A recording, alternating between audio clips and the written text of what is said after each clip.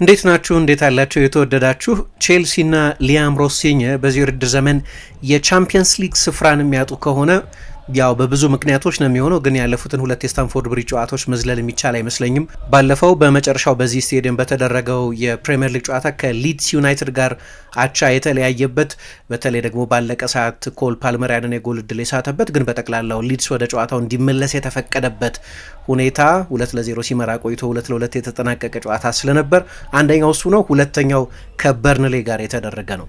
ሁለቱም ወደ ፕሪሚየር ሊግ አዳዲስ የመጡ ቡድኖች ናቸው። ሊድስ የተሻለ የውድድር ዘመን እያሳለፈ ነው። በርንሌ 19ኛ ነው። ነገር ግን እንደው ይህንን የቼልሲ ቡድን ሳይ አመቱን ሙሉ ስንለው የነበረ አይ ቲንክ ለመጀመሪያ ጊዜም አይደለም በዚህኛው የውድድር ዘመን ያል ነው። ባለፉትም አመታት ስለ ልምድ አልባነቱ፣ ስለ መሪ ማጣቱ፣ ስለ ዲስፕሊን ችግሩ እና ፕሬሸር ስለመቋቋም ችግሩ ስናነሳ ነበር። ይህንኑ ቁልጭ አድርጎ የሚያሳይ ጨዋታ ነው ማለት ይቻላል። የጨዋታውን 80% ቼልሲ ዶሚኔት አድርጓል። በርንሌ ወደ ጨዋታው የሚመለስበት እድል ያለ አይመስልም ነበር። መሪነቱ 1-0 ብቻ የነበረ እንኳ ቢሆን በመጀመሪያ አጋማሽ ከ70% በላይ ኳስ ቁጥጥር ድርሻ ነበረው። 1.3 ኤክስጂ ነበረው። 3 ትልልቅ የጎል እድሎች ፈጥሯል። ከበርንሌ ጋር ሲነጻጸር ከ3 እጥፍ በላይ ፓስ አድርጓል። በመጀመሪያው አጋማሽ ጨዋታው ማለቅ የነበረበት በመጀመሪያው አጋማሽ ነው በእርግጥ። ነገር ግን እንደዚህ አይነት ጨዋታ ከእጃችሁ ሊወጣ አይገባም። ኖርማሊ ግን ከፍተኛ የዲስፕሊን ችግር ቡድን ውስጥ አለ። ብዙ ጊዜ አንስተነዋል። አሁን ትላንትና ዌስሊ ፎፋና ቢጫ ካርድ እንዳለው ያውቃል። ቀድሞ ቢጫ ካርድ ተመልክቷል። ከዛ ሁለተኛ ለብቻው በቀይ ሊያስወጣ የሚችል ጥፋት ነው የሰራው። በተናጠል ያ ጥፋት ብቻውን በስትሬት ሬድ ሊያስወጣ የሚችል እና በዚህ ውድድር ዘመን የቼልሲ ተጫዋቾች 6ኛ ቀይ ካርዳቸውን ተመልክተዋል። በሌሎች በብዙ ጨዋታዎች ላይ ከማንቸስተር ዩናይትድ ጋር ቡድኑ ሲሸነፍ፣ ከብራይተን ጋር ቡድኑ ሲሸነፍ፣ ከፉልሃም ጋር ቡድኑ ሲሸነፍ ቀይ ካርድ ተመልክተዋል። እነዚሁ ተጫዋቾች ከአርሰናል ጋር አቻ ሲለያዩ፣ ከኖቲንገም ፎረስት ጋር ይመስለኛል በሌላ ጨዋታ መጨረሻ ላይ ጉዳት ባያመጣም ማሎ ጉስቶ በቀይ እንደወጣ አስታውሳለሁ። እና በብዙዎቹ ተጫዋች በቀይ በወጣባቸው ጨዋታዎች ቼልሲ አላሸነፈም ከዛ አንድ ጨዋታ በስተቀር። እና በዚህ ውድድር ዘመን ገና 11 ጨዋታ እየቀረው በቼልሲ የፕሪሚየር ሊግ ታሪክ 2007-8 የውድድር ዘመን ላይ ነው ቡድኑ በአንድ ሲዝን ብዙ ቀይ ካርድ የተመለከተው። ከዛ ጋር ታስተካክሏል። ተጨማሪ ቀይ ካርድ ቡድኑ ሊያይ ይችላል። የዲስፕሊን ችግር፣ የቢጫ ካርድ ጉዳይ አስታውሳለሁ። ባለፈው ሲዝን ይሁን በዚህኛው ሲዝን አንድ ፕሮግራም ሰርተንበት ነበር። የቢጫ ካርድ መብዛት እንዴት ብዙ ተጫዋቾችን ከቁልፍ ጨዋታዎች ውጪ እንዳደረገ። አሁን በሚቀጥለው የአርሰናል ጨዋታ ላይ በፎፋና በቀይ መመልከትና በዦአው ፔድሮ ቢጫ ካርድ ምክንያት ሁለቱ ተጫዋቾች አይሰለፉም። እንዲህ አይነት በጣም ብዙ ካርዶችም ተመልክተዋል። የሞይሰስ ካይሴዶ ቦታው ሊሆን ይችላል ግን ብዙ ካርዶች ይመለከታል። እያንዳንዱን ነገር አንዳንድ ጊዜ አንኮንትሮልድ አግሬሽን የሚሉት ለመቆጣጠር በሚያስቸግር አግሬሽን ነው የሚጫወተው። ስለዚህ ብዙ ቢጫ ካርዶች፣ ብዙ ቀይ ካርዶች ይመለከታል። አሁን በዚህኛው የውድድር ዘመን በብዙ ቀይ ካርዶችና ቢጫ ካርዶች ድምር ቼልሲ አንደኛ ነው። ስለዚህ በፌር ፕሌይ ቴብል የመጨረሻው ስፍራ ላይ ነው ያለው። 60 ቢጫ ካርድ ተመልክተዋል። ባለፈው የውድድር ዘመን ሁለተኛው መጥፎ ሪካርድ የነበረው ነው በዲሲፕሊን። ከዛ በፊት በነበረው የውድድር ዘመን እንደዚሁ እንደ ዘንድሮ 20ኛ ነበር። እና ይህንን ከእድሜ ውጭ በሌላ መንገድ እንዴት ማሰብ እንደሚቻል አላውቅም። በእርግጥ ሊያም ሮሲኝ እድሜ አንድ ነገር ነው፣ ወጣትነት አንድ ነገር ነው፣ የኃላፊነት ስሜት መሰማት ደግሞ ሌላ ነገር ነው ብሎ ተጫዋቾቹን በብርቱ ተችቷል። እሱ ብቻ ሳይሆን ከጨዋታው በኋላ በአብዛኛው ሰከን ያለ የበለጠ ዲፕሎማቲክ ይመስል ነበር። ነገር ግን እሱ በተለይ የትኞቹን ተጫዋቾች መተማመን እንዳለብኝ እየተማርኩ ነው በእነዚህ ጊዜያት ብሎ አንዳንዶቹን ተጫዋቾች እንደው ለኃላፊነት የማይበቁ ተጫዋቾች ጭምር እንደሆኑ I am learning about the players, I'm learning about the people you can lean on when things are not going on your way. You need to see a game out. እና በተለይ በጣም ጨዋታው ከቁጥጥራችሁ ውጪ በሚሆንበት ወይም አስቸጋሪ በሚሆንበት ጊዜ ስለምትተማመኑባቸው ተጫዋቾች እየተማርኩ ነው እና በተለይ ጨዋታዎችን አሸንፈው የመውጣትን ነገር እየመሩ አሸንፈው የመውጣትን ነገር መማር አለብን ብሏል። በተለይ ደግሞ አንድን ተጫዋች በስም ሳይጠቅስ ዚያን ፍሌሚንግ የሚባለው ተጫዋች ነው ጎሉን ያቻነቱን ጎል ያስቆጠረው ባለቀ ሰዓት ለበርንሌ። ነገር ግን ለአንዱ ተጫዋች ይሄኛው ተጫዋች ነው ከበርንሌ ተጫዋቾች ሁሉ በቆመ ኳስ በጣም አደገኛው ተጫዋች። ስለዚህ እሱን ማርክ የማድረግ ኃላፊነት የሰጠነው ተጫዋች ነበር። ያ ተጫዋች ኃላፊነቱን በሌላ ሰው ማርክ በማድረግ ኃላፊነቱን ሳይወጣ ቀርቷል የሚል አስተያየት ሰጥቷል። እና ሲደጋገም ነገሩ ፓተርን ሲሆን ለ3 ሲዝኖች ሲቆይ ምን ልትሉት እንደምትችሉ አላቅም።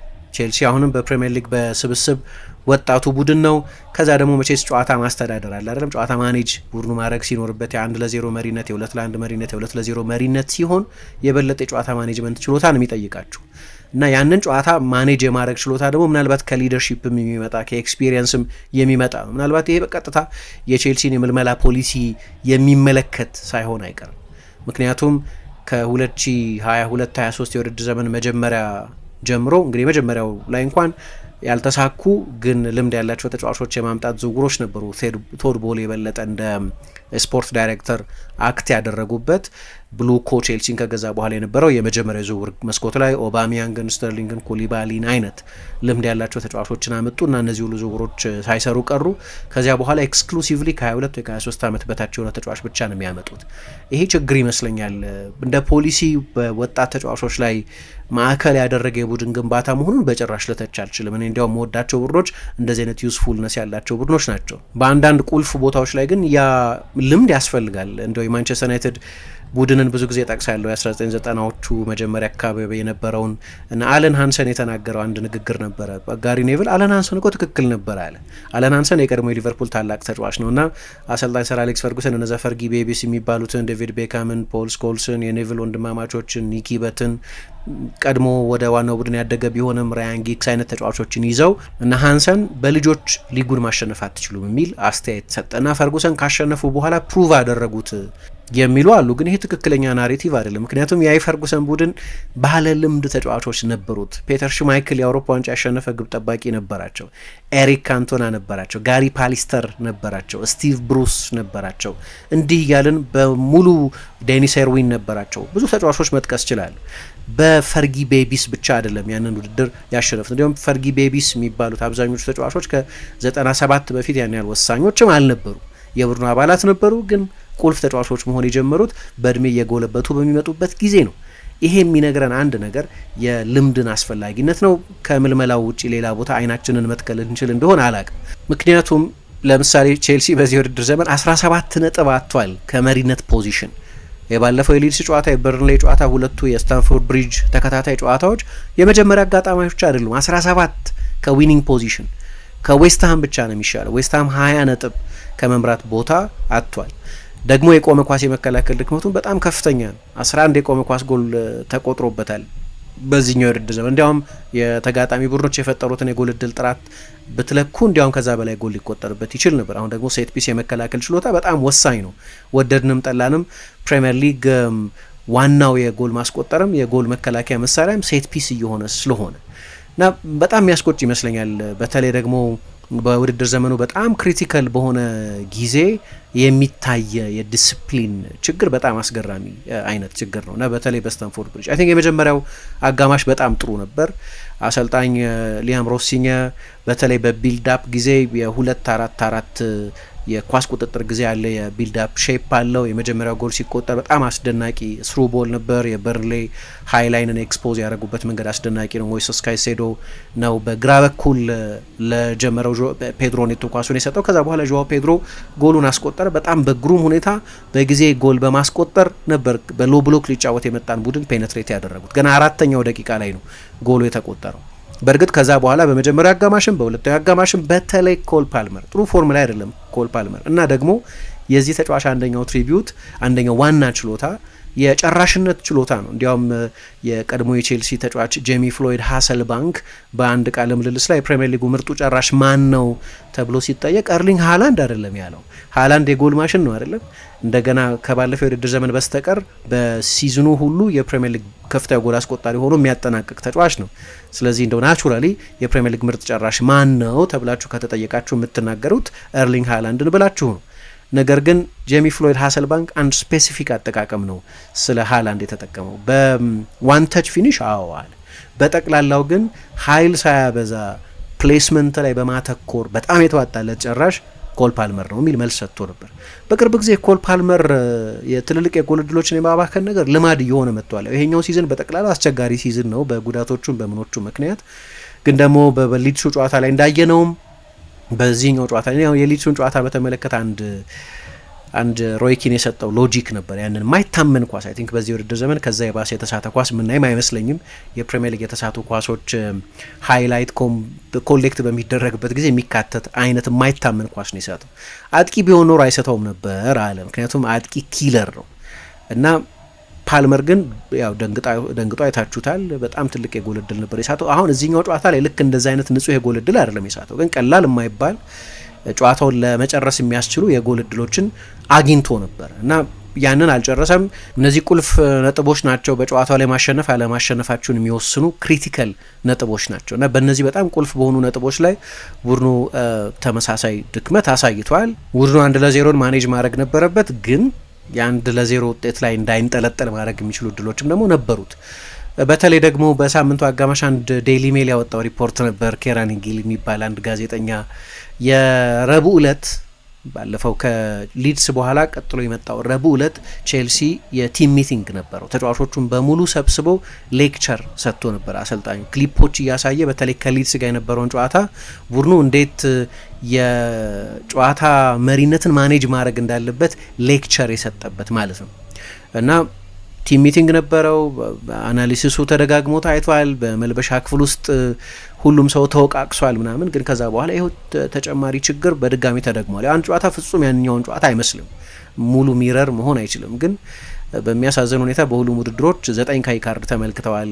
ፕሪሚየር ሊጉን ብቻ ነው 6 ያልኩት። ሮበርት ሳንቼዝ፣ ማሎ ጉስቶ፣ ማርክ ኩኩሬያ፣ ትሬቨር ቻሎባ፣ ዌስሊ ፎፋና፣ ሞይሰስ ካይሴዶ፣ ዦ ፔድሮ፣ ሊያም ዴላፕ እነዚህ ሁሉ እና አሰልጣኙ ኤንዞ ማሬስካም ሳይቀር በቀይ ወጥቷል። እና የዲሲፕሊን ጉዳይን በተመለከተ ምንም ጥያቄ የለውም በጣም የሚያሳስብ ሁኔታ ያለ ይመስለኛል። አሁን ትላንትና ለምሳሌ በተደጋጋሚ ጥፋት የመስራት በተለይ በራስ የሜዳ አጋማሽ አሁን በዚህ ውድድር ዘመን ይሄኛው አመት ከገባ በኋላ አንድ ቡድን በራሱ የሜዳ አጋማሽ ይሄን ያህል ፋውል ሰርቶ አያውቅም። 6 ፋውል ሰርተዋል። ስለዚህ እንደ በርንሌ አይነት ሊሚትድ የሆነ በሴት ፒስ ላይ ዲፔንደንት የሆነ ቡድን ምንም እንኳ ከረጅም ተከላካይ ወደ ረጅም ተከላካይ ቀይሮ ያስገባቸውን ተጫዋቾች በሙሉ ብታዩ በአብዛኛው የአየር ላይ ኳስ ለመከላከል የሚሆኑ ተከላካዮች ናቸው አሰልጣኝ ሊያም ሮሲኛ ያስገባቸው። ሊያም ዴላፕ ረጅም ፍሬም ያለው ነው፣ በሁለቱም ሳጥኖች ውስጥ መከላከል ይችላል። ማማዱ ሳር፣ ጆሻ ቼምቦንግ፣ ቶሲን ታይም ኤንድ አጌን ይህንን እድል ለበርንሌ የምትሰጡ ከሆነ ግን ማዕዘን ምቶች፣ የቅጣት ምቶች በቼልሲ የፍጹም ቅጣት ምት ሳጥን አቅራቢያ የምትሰጡ ከሆነ ግን በአንደኛው አጋጣሚ ጎሉ መቆጠሩ አይቀርም። ረጃጅም ፍሬም ያላቸው 5 ተጫዋቾች ቀይሮ አስገባ። በመጨረሻዎቹ 15 ደቂቃዎች አንደኛው አስገዳጅ ነበር፣ ቶሲንን ማስገባት ነበር ፓልመር አስወጥቶ ያንን ማድረግ ነበረበት። ግን ከዛ በኋላም የበለጠ ዲፌንሲቭ ተጫዋቾች ነው ያስገባው፣ አልሰራም እና ይሄ ደግሞ ራስ ላይ ሰልፍ ኢንፍሊክትድ የሆኑ 6 ፋውል በራሳቸው አጋማሽ 3ቱ በዲፌንሲቭ ሰርድ እንዳልኩት። በዚህ ደግሞ የውድድር ዘመን በአንድ ጨዋታ ይሄ 3ኛው ከፍተኛ ፋውል ነው። በርንሌ ምንም አደጋ የሚፈጥር ቡድን አልነበርም። ያ የቆመ ኳስ ኦፖርቹኒቲ ባይሰጥ ይሄ በቀጥታ ከጌም ማኔጅመንት ጋር የሚገናኝ ነው። ይገባኛል፣ በ10 ተጫዋች ነው እየተጫወቱ ያሉት ቼልሲዎች፣ ግን እንዴት እንደሚቀረፍ አላቅም። በድጋሚ በጣም አስፈላጊ የሆነ ነጥብ አጥቷል ቼልሲ እና ይሄ ሲዝኑን በሙሉ የታየ ነገር ነው። ቡድኑም ተጮሆበታል ከጨዋታው መጠናቀቅ በኋላ እና ያ መሪነትን የመከላከል ጥበብ በጨዋታው ላይ አልነበረም። ጄምስ ዋርድ ፕሮስ ጥሩ ኳስ ማሻገር የሚችል ተጫዋች ነው። ስኮት ፓርከርም የበለጠ የቀድሞ የቼልሲ ተጫዋች የማጥቃት ተጫዋቾችን ለመለወጥ የልብ ሰጥቶት ነበር። አብዛኞቹ ለውጦች ጄምስ ዋርድ ፕራውስ ይሁን ያኮብ ብሩ ላርሰን የበለጠ ኦፌንሲቭ ፉልባክ ነው። ሉካስ ፒሬዝ፣ አሽሊ ባርንስ የመጨረሻዎቹን 6-7 ደቂቃዎች እንዲጫወት ገብቷል። ሌላ የአየር ላይ ኳስ አጠቃቀሙ የላቀ ተጫዋች ነው። ስለዚህ ቼልሲን ክራክ ማድረግ አይቶ አሰልጣኙ የበለጠ የማጥቃት ለውጦች፣ ቼልሲ የበለጠ የመከላከል ለውጦች አደረገ። ግን መጨረሻ ላይ በጣም አስፈላጊ የሆነ ነጥብ አጥቶን ይወጣ። በነገራችን ላይ በዚህ ዓመት በጣም እንግዳ የሆነ አንድ የቼልሲ ድክመት የሆም ሬከርድ ነው። በፕሪሚየር ሊግ በኮቪድ ጊዜ እንደምታውቁት ኮቪድ ተመልካች ስቴዲየም ውስጥ እንዳይገባ አግዶ ስለነበር የሆም አድቫንቴጅ የሚባል ነገር ጠፍቶ ነበር። የሆም አድቫንቴጅ የሚያደርገው አንደኛው ነገር እና ዋናው ነገር የደጋፊዎች ጉዳይ ስለሆነ ከዚያ በኋላ ግን በድጋሚ የሆም አድቫንቴጅ በጣም ክሪቲካል በሆነ ጊዜ ላይ ነው ያለ ነው እና በዚህ ውድድር ዘመን ቼልሲ በሜዳው ብቻ 17 ነጥብ ጥሏል። በሜዳው በስታንፎርድ ብሪጅ ብቻ። እንዲያውም ይህንን ስታት ላርመው ቼልሲ በዚህ ውድድር ዘመን ከመምራት 17 ነጥብ አይደለም 19 ነጥብ ነው የጣለው። 17ቱ ነው ብሪጅ ላይ የጣለው። በጠቅላላው 19 ነው የጣለው። 17ቱ ብሪጅ ላይ ማለት ከ30 ዓመት በኋላ ነው እየመራ በሜዳው ስንት ጨዋታ መቁጠር እንደሚችል አላቅም። በርካታ ጨዋታዎችን እየመራ ነጥብ ጥሏል እና ያንን የሆም አድቫንቴጅን በሚገባ እየተጠቀሙበት አይደለም። እንግዲህ የሚቀጥሉት ሳምንታት በቻምፒየንስ ሊግ መሳተፍ አለማሳተፋቸውን ሊወስኑ የሚችሉ በጣም ቁልፍ ጨዋታዎች እየመጡ ነው። ከአርሰናል ጋር ይጫወታሉ በሚቀጥለው ሳምንት። ከአርሰናል ጋር ያላቸው ሬከርድ ባለፉት ዓመታት 5-6 ዓመት ሆኖታል። ቼልሲ አርሰናል በሊግ ጨዋታ ካሸነፈ በኤምሬትስ ነው ጨዋታው የሚደረገው። አስቶን ቪላን ይገጥማል፣ ኒውካስልን ይገጥማል። ስለዚህ በጣም አስቸጋሪ ጨዋታዎች አሉበት ቼልሲ በተከታታይ ጨዋታዎች።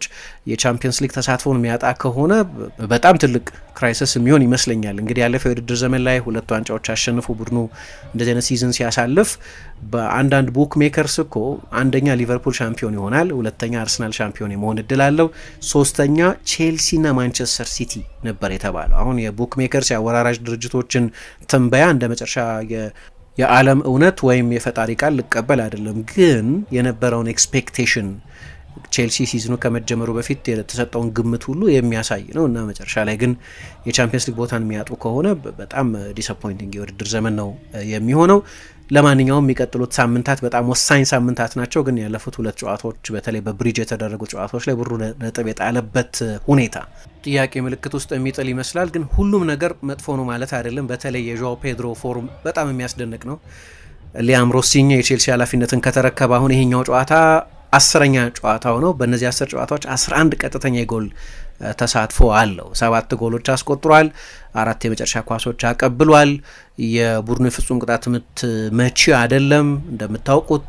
ግሩም ሲዝን እያሳለፈ ያለ ነው። በጣም ፖዚቲቭ ይመስለኛል የዚህ ተጫዋች ዝውውር ከመጣበት ጊዜ ጀምሮ። ለነገሩ የዓለም የክለቦች ዋንጫ ላይ ካየንበት ጊዜ ጀምሮ ምንም ፕሪሲዝን ሳይሰራ እያሳየ የነበረው ብቃት በጣም አስደናቂ ነበር። ግን ሌሎቹን ዝውውሮች በተመለከተ ለምሳሌ ጋርናቾ አልገባም በዚህ ጨዋታ ላይ። የተሳካ ዝውውር እየመሰለ አይደለም። አሁን ያው ጄሚ ጊተንስ በተሳካ ሲዝን አይደለም እያሳለፈ ያለው። ነገር ግን የጋርናቾ በተለይ ፕሪሚየር ሊጉን የለመደ ተጫዋች ነው። በቅርብ ጊዜ እያሳየ ያለው ፎርም በጣም አሳሳቢ ነው እና ኤስቴቫው በዚህ ጨዋታ ላይ አለመኖሩም በእርግጥ በዚህ ጨዋታ ላይ ያልተሰለፈበት ምክንያት የሃምስትሪንግ ጉዳት ነው የሚል አስተያየት ሰጥቷል። ግን በተለይ በክንፍ በኩል ካሏቸው የአማራጮች መሳሳት አንጻር የዚህ ተጫዋች መኖር አስፈላጊነት በጣም ቁልፍ ነበር።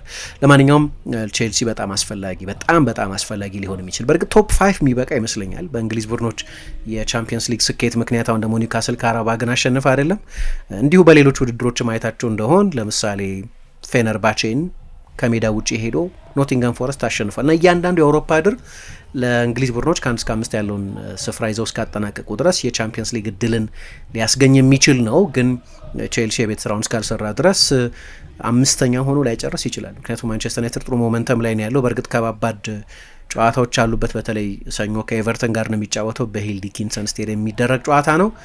ግን ደግሞ ሊቨርፑል ከኖቲንገም ፎረስት ጋር ይጫወታል። ሌሎቹ ቡድኖችም ያን ያህል ኮንሲስተንት አይደሉም። ግን እንደዚህ ነጥብ እየጣላችሁ ከ1 እስከ 5 መጨረስም አስቸጋሪ ሊሆን ይችላል።